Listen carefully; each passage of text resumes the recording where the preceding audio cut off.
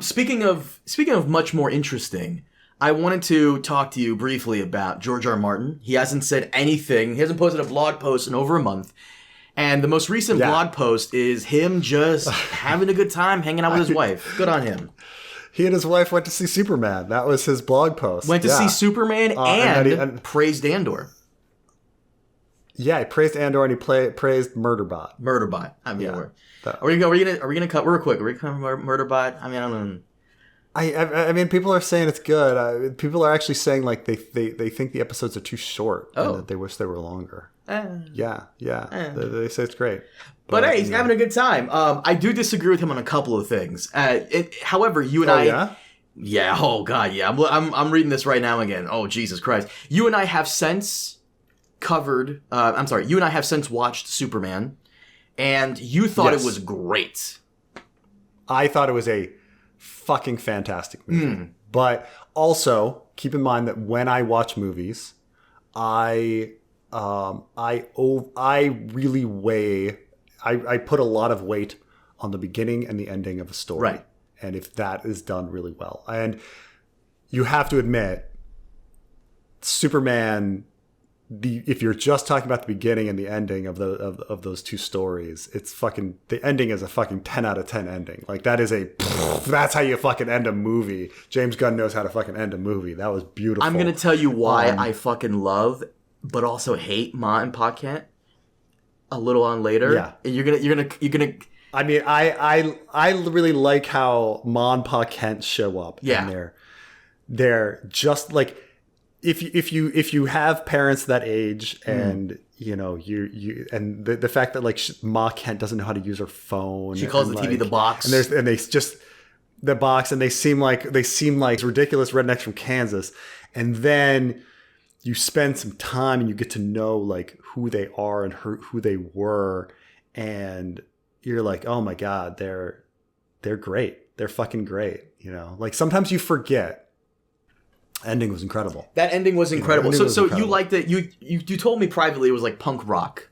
That was also like one of the most incredible, like, oh God. James Gunn, I mean, when James Gunn is good, he's fucking good. Like, that is and music is very important to him in a music, but it's like, it was such a fucking great analogy of Superman. Like, in this time, in this era of insincerity and villainy and just hatred, like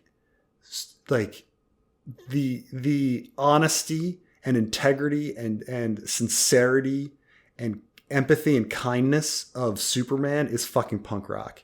You know, like that's like, oh, it's such a fucking good point. Because you got to remember, and the movie did this really great, and I appreciate it. So I grew up listening to punk rock, and it's true that there's a bit of punk. Punk rock has a little bit of gatekeeping to it. You know, everybody's like not punk enough. Oh, what you're listening to isn't punk. What you're listening to is too poppy. And Lois Lane does that to Superman. She does it to Superman in the movie. Like, James Gunn is aware of the problems of punk rock. But pushing the problems aside, at root, punk rock is about being true and honest and full of energy and caring about each other and just fucking fighting.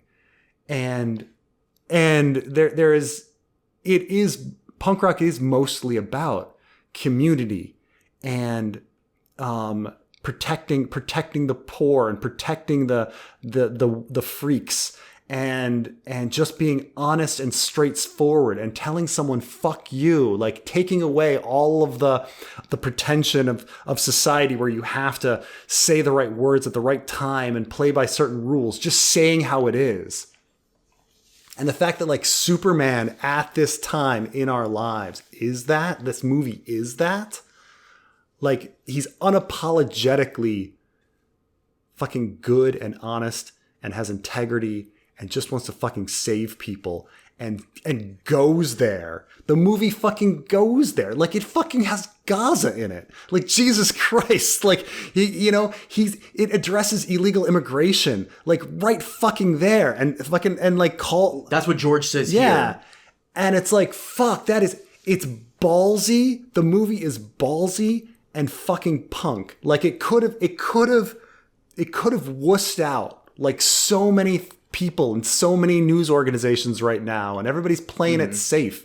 And especially also in a world where like superheroes have to be like dark and edgy. And the fact that the movie with a middle finger to fucking everybody is like, no, Superman's a fucking good guy who cares about people and is pure and honest and wears his heart on his sleeve. And you're like, fuck, Superman is fucking punk rock. He's like, especially now at this time, like, holy shit, who would have thought that Superman would have been punk rock? And James Gunn, like, he presented it beautifully. It's a fucking brilliant movie. Let me read what George said here. This new Superman, I'm quoting George. Yeah. This new Superman reminds me of the version I used to read about when I was a kid. The strange visitor from another planet who came to Earth with powers and abilities far beyond those of mortal men. And yes, an innocent, of course. He's always been an immigrant and an illegal immigrant, when you stop and think of it. The film looked great. James Gunn did a great job with the casting. And this is where he goes into Rachel Bosnam, who was terrific as Lois Lane. I'd say between her and Margaret Kidder for the best Lois ever. I agree with him on this. I think this is one of the best Lois Lanes we've ever had. Yeah, I mean, it's hard to, like, Margot Kidder she's so fucking iconic. She is. That it's like hard to ever like beat her. But something to what you said a while ago about how these news stations are pussing out. The Daily Planet. As Metropolis is about to be destroyed, the Daily Planet staff does not evacuate. They are on the story, they're on the job, and they're going to see it through. They're as brave as Superman. Right, and what they did was actually important in the end. Like, they actually help. Everyone has a hand in helping Superman. Like Lois Lane isn't just a damsel in distress. Like, her actions fucking matter and change the world here. You know, even Jimmy Olsen's actions change the world here. Is Jimmy Olsen, real quick, is he supposed to be a ladies guy or have some kind of power where all the women love him forever? No, that's the joke there. Oh, really? The joke.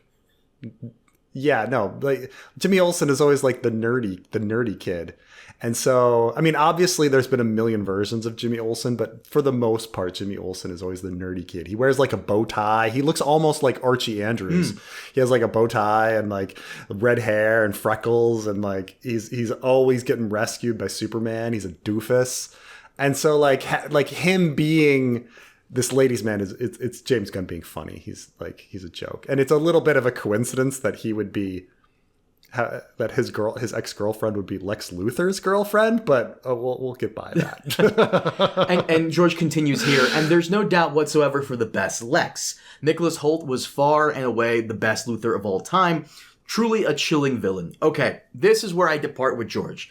So I personally think Michael Rosenbaum from Smallville is possibly the best Lex in terms of live action. For me, I think the best Superman is not this guy, who's the actor's name escapes me. I don't even think it's Christopher Reeve. I think, for me, the best Superman animated is the Superman from All-Star Superman, also best Lex in animated.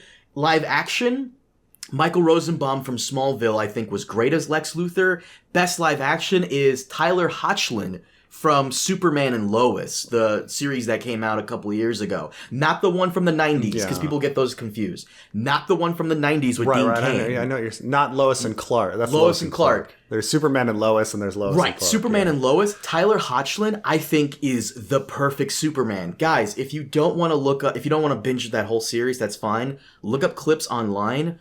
Oh my God. There's a moment where Tyler Hoechlin... I will. You know what's funny, Carmine, is that Mr. Sunday Movies did a ranking of all of the Supermen, and only two of them were S tier, and they ranked Christopher Reeve and Tyler Hoechlin. Dude, he deserves to be in the conversation for best Superman. There's a clip where some kid is talking to Superman. He goes, "I like your costume," and he goes, "Thanks, my mom made it for me."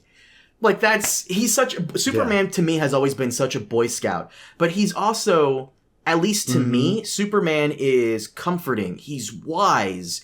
He's intelligent. He's just He has this presence that makes you feel comfortable.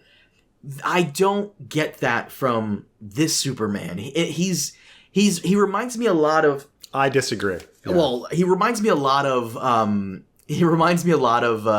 Skywalker from A New Hope. Mm-hmm.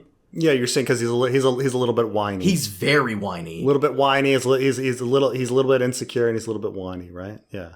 The Superman from Superman and Lois, he felt strong, confident, he was comforting, and he was wise. Mm-hmm. That to me is Superman, right? This new Superman was whiny. He reminded me a lot of Luke in A New Hope, where Luke goes, "But I want to go to Tashi Station for the power converter." Sure. And here he does this, he's kind of Luthor, I'm a human, I love, and I have emotions. But Lois, they were gonna die. Like, bro, you're so...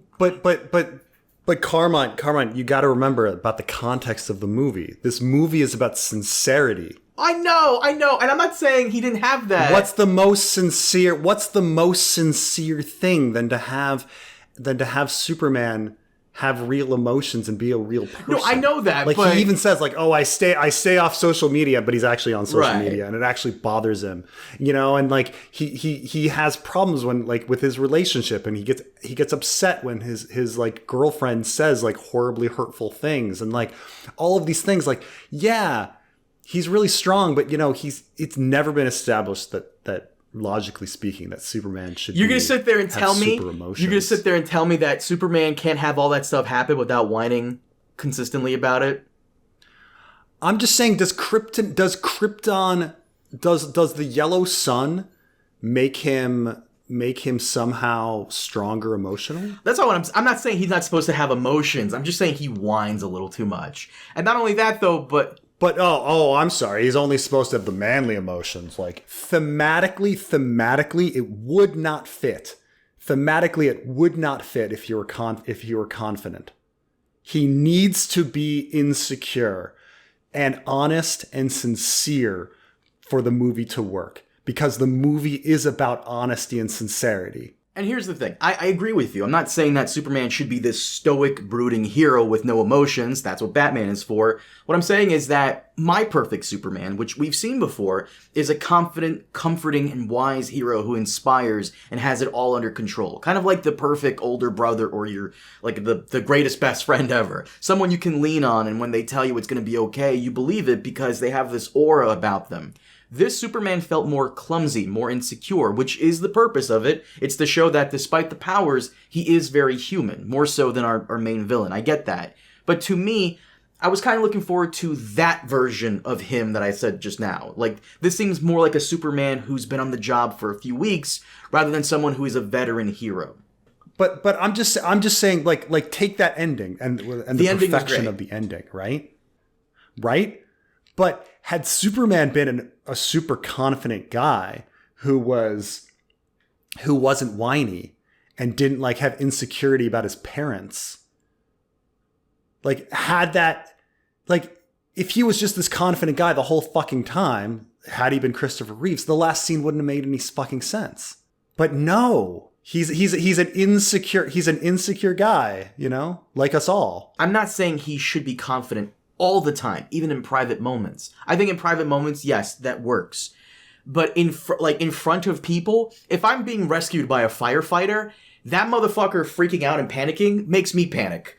I think when he is out there in front of everybody, on one hand, I see what you're saying, it shows that he's a human, but also I want my hero in the face of adversity in front of everybody to be confident and let me know everything is going to be okay. And he doesn't do that often. In fact, my next problem here with Superman here is that he gets his ass kicked constantly.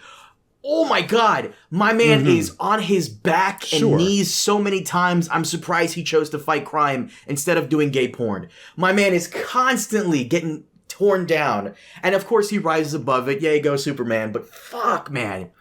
But that's the structure of a story. You want your protagonist to have struggles.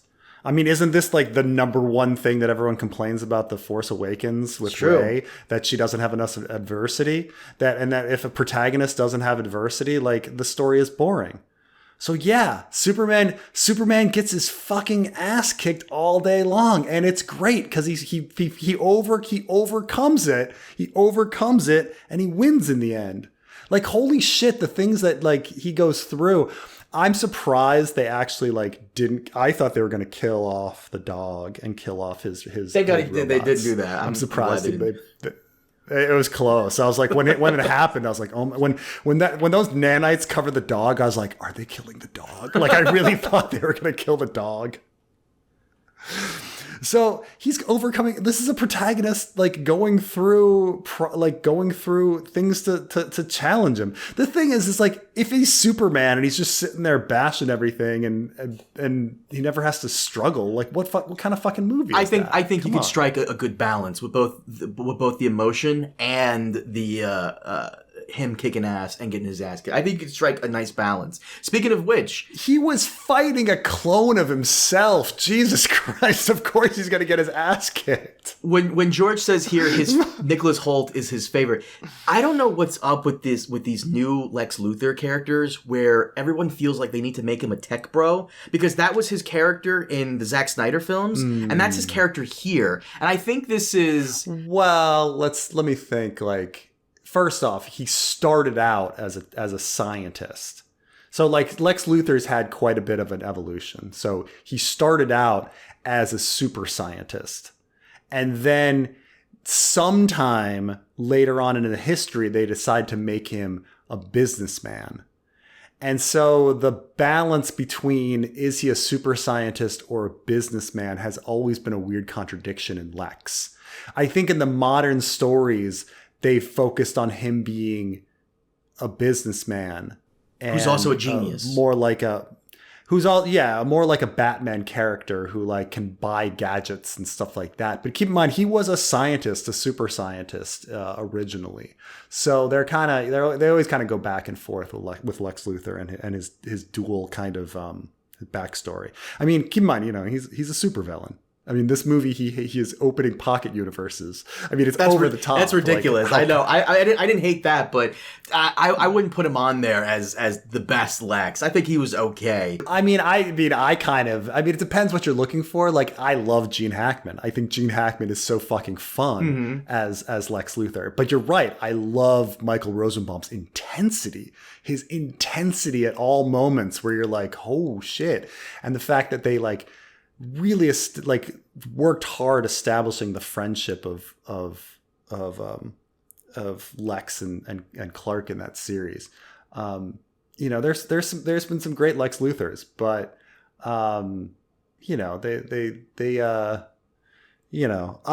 considering like what he was trying to. Like the task that they gave this Lex, which was, okay, you need to pull off businessman, but you also need to pull off super genius, but you also need to like pull off the embodiment of insecure white America, like at the same time. Yeah, it's obvious that if you're going to say like the strength of Superman as an immigrant, okay? And then Lex Luthor being insecure and frightened of the alien and the other and needing to do whatever he can to destroy even the alien and the other because it makes him insecure about himself, which he's pretty honest about that in his little speech. I was surprised, yeah. Of course that's what the fucking movie is about. Of course, like Lex Luthor is like represents the insecurity of like traditional white America, of course. But it doesn't make any sense because tech bros are always climbing over themselves to hire the illegal alien so they could miss. Well, I mean, I don't know, when James Gunn wrote this script and everything, but obviously you could look at Elon Musk, who was championing the H-1B1 visa stuff, right. I mean, complete hypocrisy, but at the same time, who is like this racist tech bro, quote unquote genius, right? Like, so it's kind of all there. But my other issue with the film was that it really does feel like the film starts on Act 2 instead of Act 1. Now, I'm not saying I need the traditional Superman story. I'm not saying I need to see him grow up in Kansas. I'm not saying I need to see Krypton get blown up again. It's like with Peter Parker. I'm glad Marvel skipped the Peter Parker, Uncle Ben stuff. I'm glad they skipped that. But we do kind of start in the middle of an ongoing story already, and I kind of wish we had more time with Mom. I've heard this criticism a lot, that like there's too much going on in the movie. There is. And that it gets muddled. That it gets muddled in the middle. But the thing is, it doesn't really get muddled. When I ask people, and I've talked to people about the movie, like, is there anything you didn't understand? Like, you understood the plot line with the two countries that were invading each other. Oh yeah. Mm-hmm. You understood the plot line with the pocket universe and it ripping open. You understood the plot line with Jimmy Olsen and his ex-girlfriend. Like, people say muddled, but at the same time, everyone understood everything in the movie. Like, usually, like, I understand that it resembles a muddled movie because there's so much shit getting thrown at the screen, and in a different movie, that's confusing. But James Gunn actually did a really good job of making everything clear, even though there was so much shit being thrown at the screen. Sure, it's just, I wish we had more time with some of the characters. For example, Ma and Pa Kent, I went back and counted. Yeah. Ma and Pa Kent get like less than 8, 6, 7 minutes of screen time. And I would have liked them to have more screen time for that ending to be more powerful. I would have liked more screen time for... I know people keep saying they wanted more of the Justice Gang. I think the Justice Gang had a decent amount of screen time, maybe a couple more minutes. I think they had a decent time. They were fine. But yeah. Mr. Terrific was all over the place. Mr. Terrific, yeah. I liked him quite a bit. I would have liked to see a bit more of him. I would like to see a bit more of Lex, kinda. Because he comes in and out, and he's just like, to the point, to the point, to the point. I wanted to marinate a bit more with him. I wanted to see Clark more in his daily life. So here's a thing that I think is also an interesting point, is this is the first time a Superman, like the Superman comic as it exists, was actually adapted. Because when you open up a Superman comic, just like when you open up an Avengers comic, or when you open up a Spider-Man the story comic, is just happening. We're dropped right in the middle. The story is just happening, and there's a bazillion superheroes, and it's a fucking mess. That's comics. Like, you never open up a comic and it's like, well, unless the year is 1961 or something, you don't open up a comic and be like, and this is the story of, Taylor Thomas and how he became Spectacular Man. Like, you go through your origin story, and then you get to the end and he'll have further adventures. Like, that is, for the most part, before the Avengers, which I will say the Avengers went into this. They built into this after doing a whole bunch of the traditional origin story like books. Like, this is the first time where we're just like, no, you opened up a Superman comic and here's your fucking Superman comic. That's something that James Gunn relied on. He knows the audience. If the audience is curious about the characters, they'll look it up on the internet. Who fucking doesn't know who Superman is, right?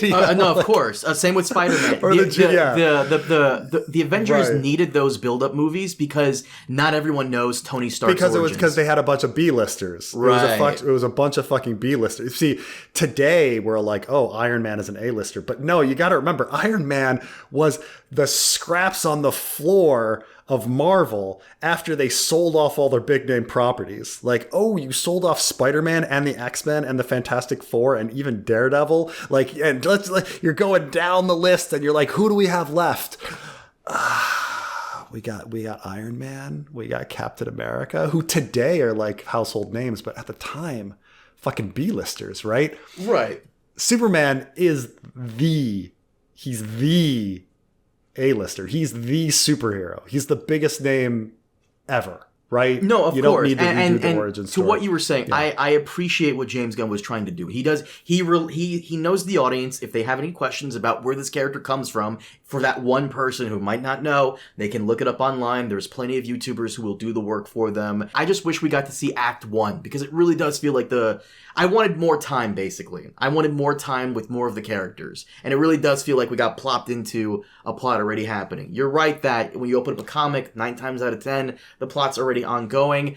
And I don't need to see Superman's origins again, but I would have liked to see him spend more time as Clark. I would have liked to see him spend more time with Lois, which I also appreciated how you get into this film, they're already together. They skipped the whole Ross and Rachel, will they, won't they? I love that. That was good. This is, in my opinion, it is the, if you're talking about adaptation of a comic, it is the best adapted comic that has ever existed. Really? Because even over some of the Marvel stuff. Right. No, not. I'm not saying it's necessarily the best movie. I might think that Guardians of the Galaxy is a better movie, but like I'm talking the feeling of you opening up a comic book, the level of political discourse in a comic book is insane. It's off the charts. The amount of confusing random characters from where? Who is that? What's the origin of that? I don't know. They're just showing up, off the charts. The ridiculous silliness of it all. The super villainy.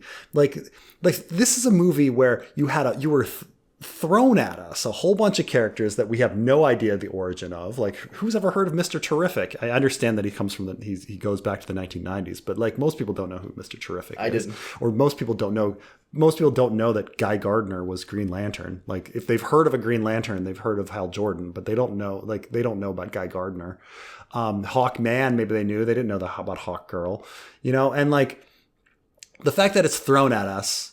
But that's what if you've ever opened a comic book in the last 50 years, and I'm saying 50 fucking years, maybe more, I would say if you've opened a comic in the last 65 years, I would say that's kind of this is what you'd have, like an onslaught of crazy characters and crazy plots, that don't need introductions. Like the fact that like Lex Luthor invented some technology to create a pocket universe, and that's just like, yeah, that's just the plot. And the fact that the audience has to...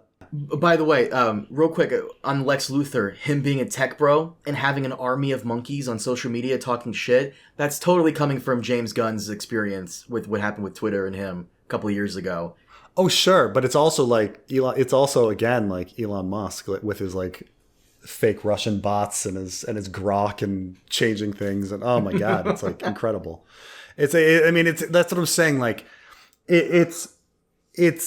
but what I'm saying is that I've never had an actual comic book experience until this movie. I mean, you eventually get there, like, okay, Avengers Infinity War, you get that feeling, but it took them 20 movies to get to that point.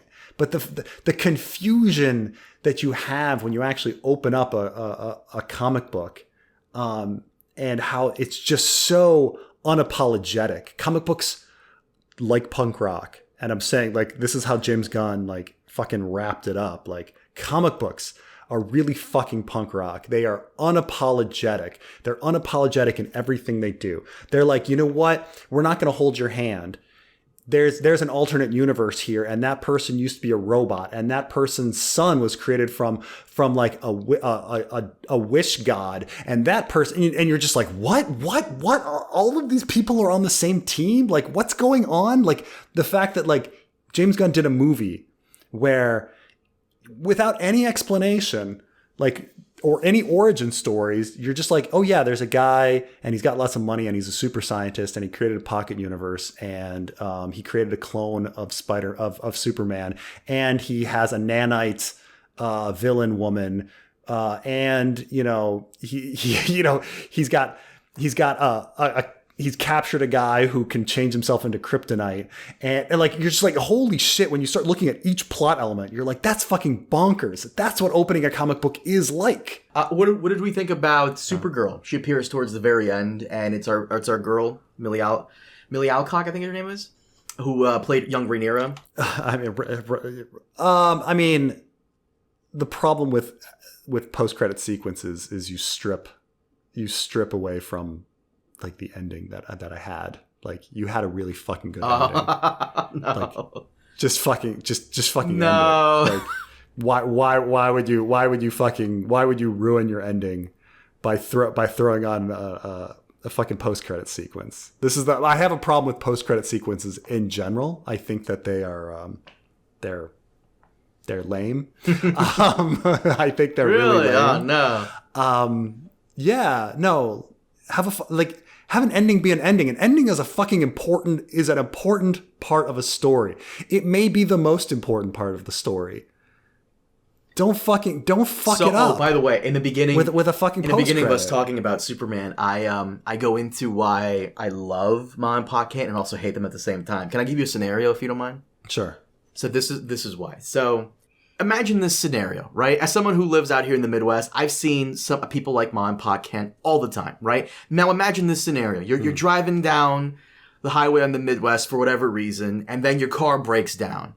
And eventually you flag down somebody who looks like Ma and Pa Kent, and they go out of their way to fucking help you. You know, they come out of their car.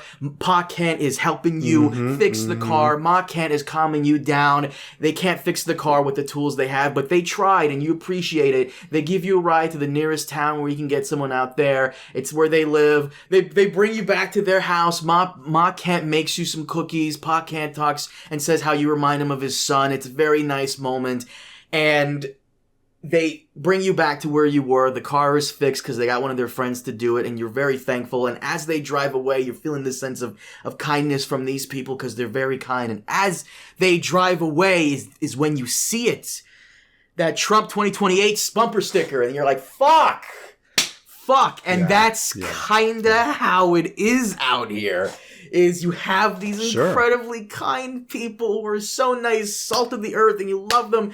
And then, they probably would support Lex if Superman wasn't their son. Oh. You never know. You never know who's out there. The way I like saying, one of the things I like reminding people of America is even in the most liberal places, the breakdown of liberals to conservatives is going to be 70-30. And even in the most conservative places, the breakdown is going to be 70-30 the other way. The liberals are there. They're just hiding. And it's the same in the liberal areas. The conservatives are there. They're just hiding. So you never know. If you ask Ma and Pa Kent their thoughts on, what's that country? Blavlaka land?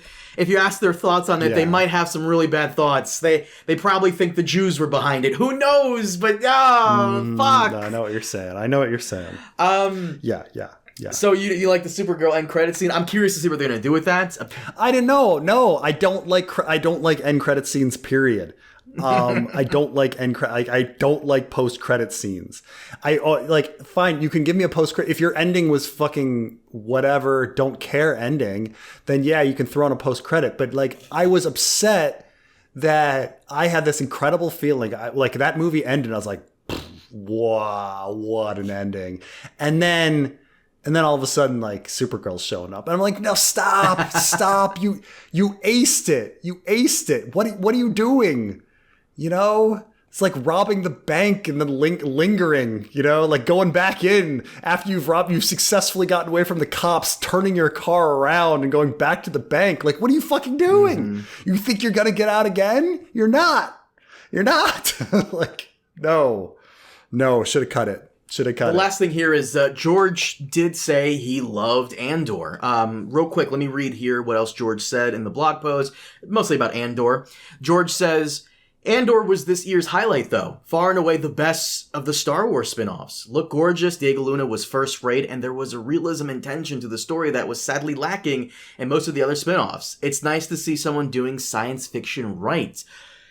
Man, that is the one thing I would not throw at Star Wars, is that they did science fiction right. They do science fiction magic right, sure. But man, him praising Andor came out of left field, and I fucking love him for it.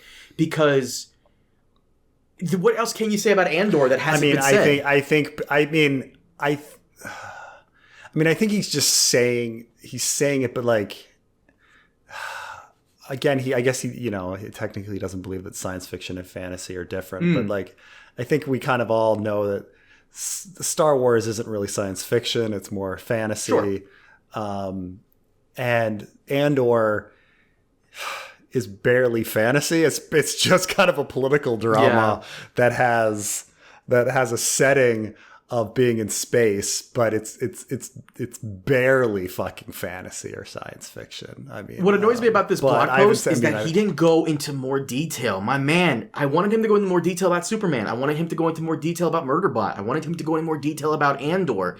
I know we always give George shit for like, okay, you're making a long blog post. All of these paragraphs could have gone towards wins. I'm actually okay with him doing blog posts telling us the stuff he's into and why he's into it. I'm not expecting like a whole dissertation on why Andor was great. We know why it was great. But I fucking love that he takes the time to tell us he's doing good, which this seems like he is. This is like a happy blog post. That's great. I'm happy to hear he's happy.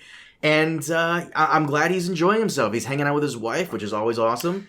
I think, look, everybody's entitled to their opinions, but it's been and everybody's always, it's time for Preston to bash George. Like, no, I love George. But it's been months since Paris and I went to the movies, but we finally got out of the house last week and bopped down to the Violet Crown to catch Superman. I'm glad we did. Soups and I are old friends, and this is one of the best Superman movies in a long time, maybe ever. I would argue, I think it is. I think it is the best Superman movie ever. I think it's better than Superman 2. I think it's. I know that everybody loves Superman 2. Is Superman 2 the Empire Strikes Back of the Superman franchise? Is that what it is? It is. It's just a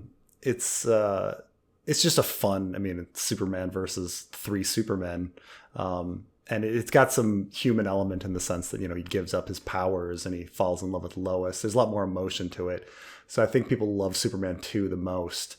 But I would say it's better than Superman 2. The new Superman reminds me of the version I used to read about when I was a kid, which is weird. I'm like, really? 1960s Superman? Really? Okay, if you say so. I mean, I would say he's a very different Superman than that, but I would say he's closer to, 1980s, 1990s Superman. The strange visitor from another planet who came with powers and abilities from beyond mortal men. Well, yeah, that's all Superman. That's not the one that you read about when you were a kid, but okay. And yes, an innocent, of course, and he's always an immigrant, and an illegal immigrant when you stop to think about it. Yes, of course, that's true. The film looks great, and James Gunn did a great job with casting. Rachel Bossman is terrific as Lois Lane. I'd say her and Margot Kidder are the best Lois ever. I would actually say Margot Kidder is better, but Margot Kidder you can't beat Margot Kidder. And there's no doubt the best Lex. We've already talked about that. Nicholas Hoult was by far the best Luthor of all time, a truly chilling villain. The Kid in the Cape was excellent as well. I hope he gets to play Kal-El in a dozen other movies. And then he says there's been some great science fiction on television as well. The Murderbot stories are always a lot of fun, and TV show did them justice. I look forward to another series. Andor was the year's highlight, though. Far and away the best Star Wars spin-off of the Star Wars spin-offs. Looked gorgeous. Diego Luna. I mean, I would say I would go beyond and say that Andor is better than all but 2 Star Wars movies, like Star Wars and The Empire Strikes Back. Looked gorgeous. Diego was first rate, and there was realism and tension to the story that was sadly lacking in most of the other spinoffs. Yeah, I would agree. That's true. That right there, we have confirmation that George did watch the other spinoffs. That right there. At least. And he didn't like him that much. It's true, like the realism of Andor and the tension is he's spot on. That's completely correct. When you watch like Obi-Wan, I just didn't get the realism. I didn't get any tension there. It's nice to see someone doing science fiction right. No, he's right. And like Kenobi, Book of Boba Fett, like all of these spin-offs kind of were not great. I know you didn't watch Skeleton Key or Skeleton Crew. I liked Skeleton Crew. I thought it was pretty fine for what they were trying to do. But he's right, though. And it's interesting. I don't think George has talked about Star Wars that much recently. I can't recall the last time he did. But I wish we got more reviews from George. And I'm so happy he liked Andor. Oh, man. Because this is definitely up his alley. Yeah. No, I mean, And I feel so bad for people out there who don't like Andor. What the fuck is wrong with you? I think Andor is where we should start going with Star Wars going forward. I do acknowledge that shows like Skeleton Crew and even Star Wars Rebels and Ahsoka have their place, but a majority of Star Wars fans are adults. And this was an adult story. And I understand how people like Star Wars Theory, who they like the feeling of being a kid. They want more of a kiddie-esque show. They don't want anything being super serious and dour, which Andor was. They want the feeling of the adventurous fantasy where it's a knight, shining armor, with his silver sword rescuing the princess. I understand that, and I do think those stories have a place here, but I do think that Andor really stood out, and they should strive to be more like it. I'm going to bring this back to like Andor and Superman are very similar in and I will say that Star Wars, Superman has been around 100 years, and he has been interpreted in a million different ways. Okay. So there is no set Superman. Superman has been everything. Okay. It's over 100 years. There's just been so much. And at this point, Star Wars has been going, it's been 48 years for Star Wars. But there's been a lot of different kind of Star Wars. There's been super serious Star Wars. There has been kiddie cartoon Star Wars. And the thing is earlier, when you were like, Superman, he gets his ass kicked, that doesn't feel like my Superman. But the thing is, Superman's been everything. And it's the same when Star Wars Theory is like, Andor doesn't feel like my Star Wars. Well, Star Wars has also been everything. And so at this point, like, you know, people are searching for nostalgia, and nostalgia dominates a lot of this stuff. But also keep in mind that, like, at this point, like, your nostalgia is your nostalgia. Like when you said, it doesn't feel right that Superman is getting his ass kicked. And I'm like, Superman gets his ass kicked all the time, you know, or like, it seems like there's a lot going on in the story. That happens all the time in the comic, you know, or some people are like, Superman shouldn't be so political, but politics have always been like, there's all like somebody, and I no doubt that somebody like watched a bunch of Superman cartoons and it didn't have any politics in it, or they watched something else and their memory of things was Superman being so invincible and being so stoic. But keep in mind that like Superman has been everything. And so like when your criticisms of something like Star Wars Theory of Andor, where it doesn't feel like Star Wars to him, it's only to him. Like it's a preference that you had going in, that you wanted, you were expecting something unjustly, you know? Like it's sort of like if you go to a restaurant. This is what I'm saying with Star Wars and Superman. Okay, you go to a restaurant and say this restaurant has an enormous menu, all sorts of different types of food. And you tell the waiter, I want food. And he's like, okay. And he comes back with a bowl of spaghetti. And you're like, damn it, I wanted a peanut butter and jelly sandwich. Well, you're at a restaurant with a million fucking things on the menu. And food can be so many things. So like getting a bowl of spaghetti and criticizing it for not being a peanut butter and jelly sandwich and saying, no, food ought to be a peanut butter and jelly sandwich is unnecessarily restrictive, you know? And it also like discounts the fact that a bowl of spaghetti can be incredible, you know? Like, yeah, peanut butter and jelly sandwich can be incredible too. And I understand the appeal of a peanut butter and jelly sandwich.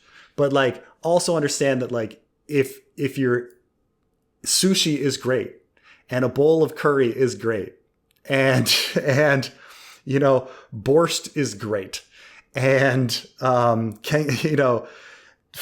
and kenke are great. You know, like it doesn't matter. Like there's so much variety to something. Like don't go in and expect it to be this very specific thing that you want. Because, you know, if you have that, you're gonna close yourself off to like how good things can be. Superman can be anything. He has been everything. He's been around 100 fucking years. Countless comic books, countless cartoons, countless movies. You know, like Star Wars, countless comic books, countless video games, countless. You know, it's just. it's everything. It's everything. So, ironically, that you say that, Batman has a new iteration now of Batman where he's an Aztec warrior, and a lot of the villains are conquistadors. Why not? And of course, it looked cool. I won't watch it because I'm not really a big Batman guy. Maybe live action movies, sure. Cartoon Batman, but of course, Matt Walsh is very upset for some reason because he wants to frame the conquistadors coming over and killing the savage Aztecs who sacrificed people for religious reason. And I'm like, but so are we going to pretend like the Salem witch trials didn't happen? Right. Yeah. Like, huh? So I guess they just were burning those women for cooties.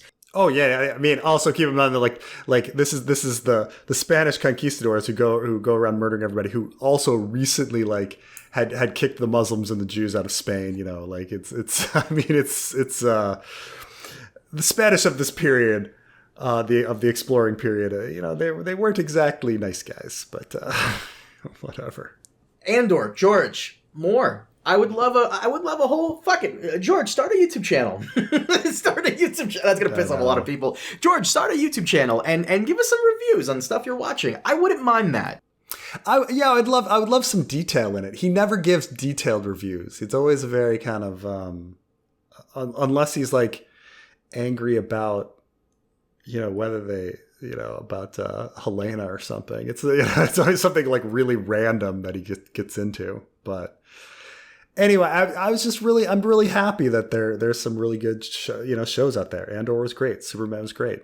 You know, and this is me. Like, I always criticize everything, and the fact that like I think these are like fucking great. We had a very decent year so far. The year's not over, and I haven't seen Foundation yet. I love season 2. I like season 1. I love season 2. I'm waiting for a few more episodes of season 3 to binge it a little bit. I'm watching Star Trek: Strange New Worlds. It's okay. The Strange New World stuff has never really like reached out at me. I still watch it. It's fine. So far we've been having some decent shows come out this year. And Andor, he's right. Andor is definitely the highlight. I just hope we get more. I hope Lucasfilm doesn't get the wrong message. And I hope they don't fuck up the lesson they learned from Andor. Because I know for a fact that after last year's Acolyte didn't do that well, I know for a fact that they learned the wrong lesson from that, which is don't stray outside the Skywalker saga. Right. It must be a known property. It must be like something that it can't be too different. Acolyte was very different. Acolyte took place 100 years before Phantom Menace, and because it flopped, they think that the reason it flopped is that they strayed too far from the Skywalker saga, which is episodes 1 to 6, or I guess officially 1 to 9. So they won't stray outside that anymore. I think the real test for this will be Star Wars Starfighter, which is a movie they're making right now. I think it's supposed to take place after episode 9. We'll see how that goes. I think they're also forgetting, remember Andor also flopped before it didn't. Right? The ratings on Andor... It didn't do the numbers. The ratings on Andor were first really bad. And then word of mouth got around and everybody started watching it. Dude, the most frustrating thing about Andor is I know this because I saw people saying it. I saw people in my comment section saying it. And I know a few people in real life that have said this. They thought it was boring. And I asked them, really? Did you watch all 3 episodes?